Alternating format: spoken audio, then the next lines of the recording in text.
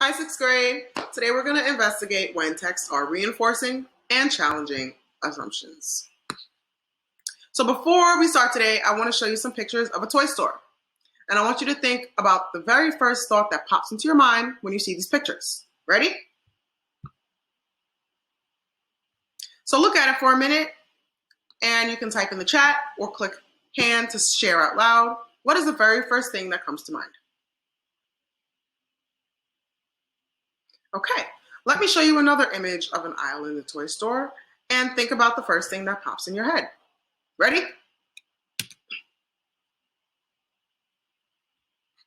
So again, you can type in the chat or click to share out loud.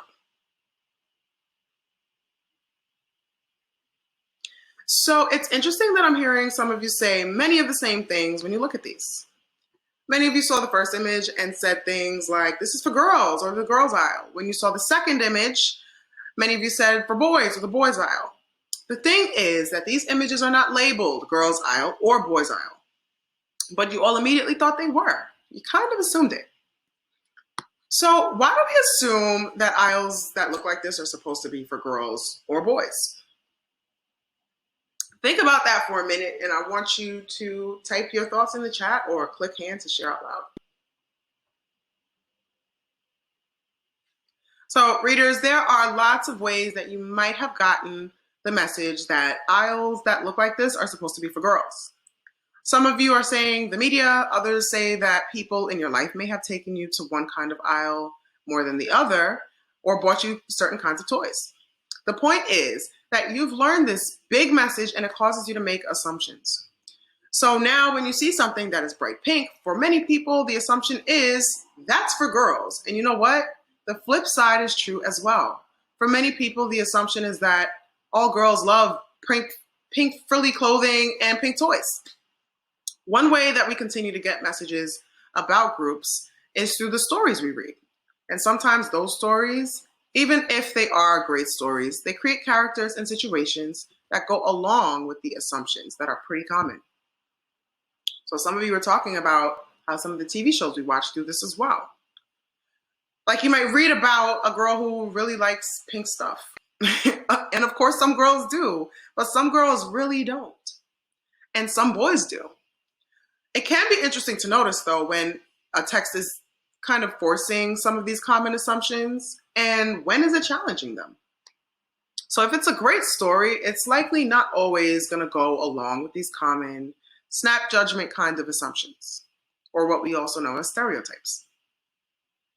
So for today, I want to teach you that one way to analyze a text is to ask yourself, when is the text reinforcing common assumptions about a group?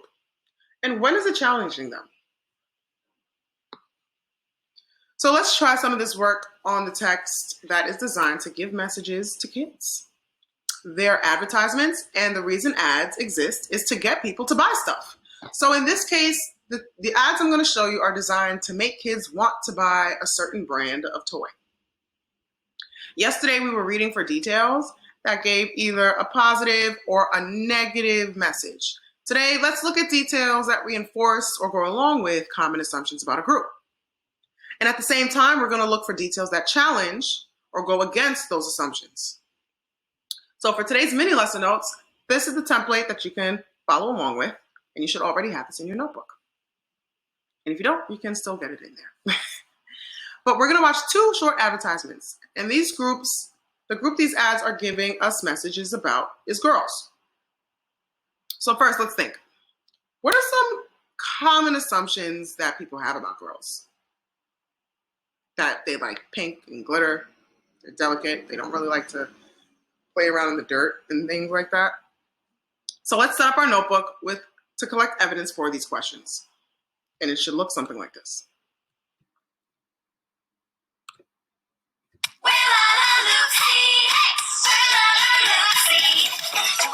She's a princess. Stormy loves music the best. Oh, Lucy, hair so cute now.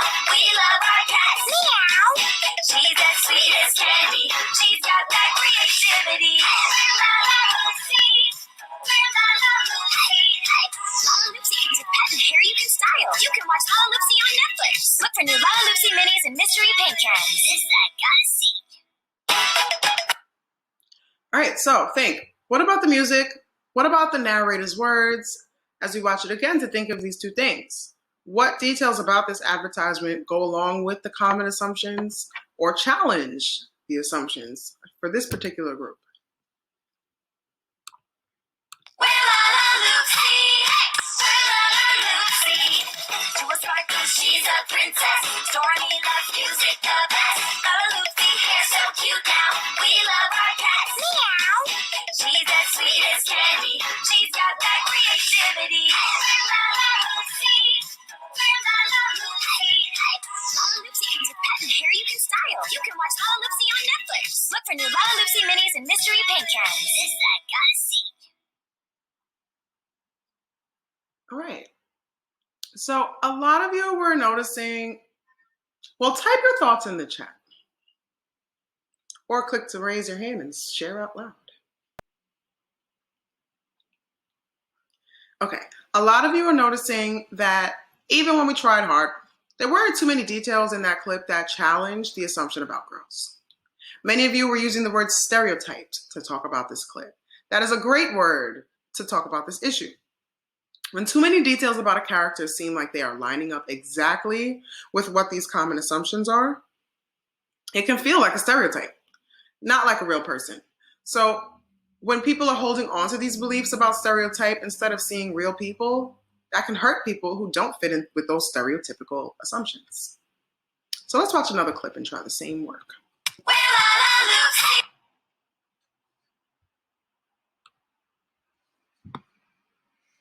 I want to give you a tip for this one. There's not really a narrator, but there is a song, and the lyrics from the song will also give us messages. So definitely listing down some of those or listening for them.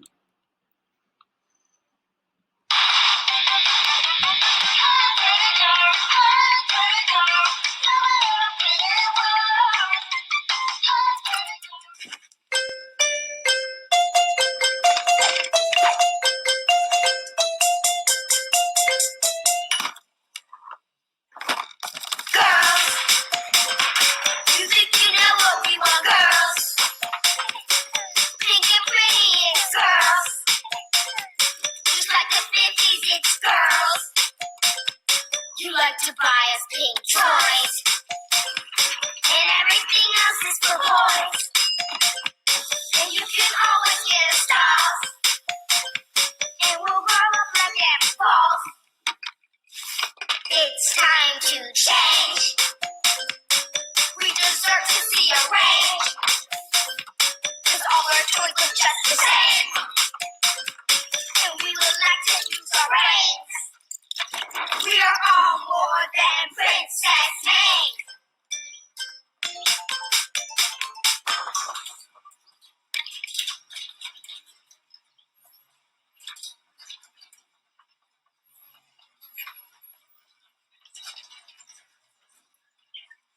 Girls who build the spaceship, girls who code the new apps, girls who grow up knowing that they can engineer apps, girls.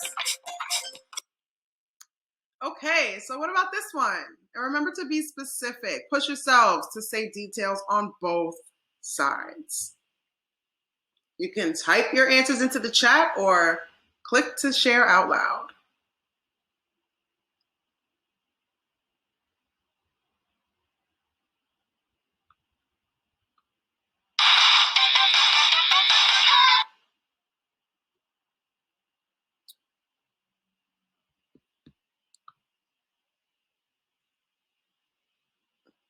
Okay, sixth grade, you are doing great work today, and I just want to add to it a little bit more by looking at our list of social groups. And please excuse my glitchy camera. I hope it's not distracting you. So we started this at the beginning of the unit, and there are automatic assumptions that we make about all of these kinds of groups. So you could decide to look at characters in your book and think to yourselves, is the character reinforcing or challenging assumptions about age, about race, about ability? It will probably be really interesting work for you, especially if you're still in a book club or trying to just get better at stop and jots or just being a better reader,